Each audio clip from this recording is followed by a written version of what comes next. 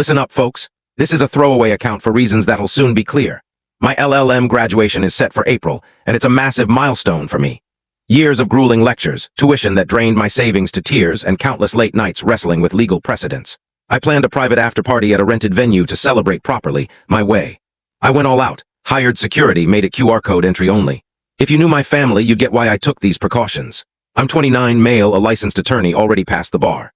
This LLM is extra, a cherry on top of my career.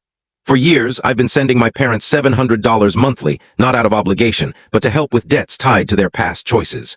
My brother, Jason, 33, is the family's golden boy. For as long as I can remember, my parents have bent over backwards for him. They covered his tuition, rent, car, everything. Even after he stopped attending college, they maintained the illusion he was still on track. He paid a pittance for his room at home while they handled the rest. Meanwhile, I worked, studied, paid my own way, and later stepped up to cover debts that weren't mine. My partner keeps asking why I tolerate it. It's a fair question. Then there's my great aunt, the self-appointed family mediator who always seemed to point the finger at me. Jason would cause chaos, but somehow I'd end up in the hot seat. That dynamic never changed. So when my mom texted, "Come over Saturday, we need to discuss your graduation," I braced myself. I walked into their house, and there was Jason, sitting at the kitchen table like he was about to unveil a grand plan. My parents flanked him, nodding like they'd rehearsed. Mom cleared her throat like she was addressing a boardroom. Then Jason dropped the bomb. He wanted to propose at my graduation party. Not at his own event, not on a trip he organized. At my celebration, the one I funded, secured with contracts, security, and QR codes. I'd already scheduled a 30-minute Zoom with the security team. 2 guards, 1 roaming, 1 at the desk.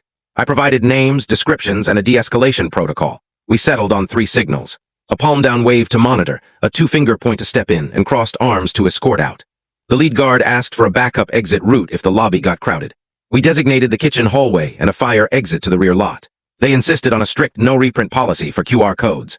I confirmed the ticketing system voided codes on first scan, and any screenshot attempt would trigger a hash mismatch error, flagging it red.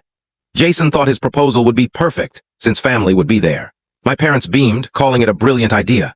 My great-aunt had already given her approval, deeming it romantic. The DJ forwarded me a text from an unknown number requesting a light dim at 8:30 p.m., a proposal playlist, and mic access.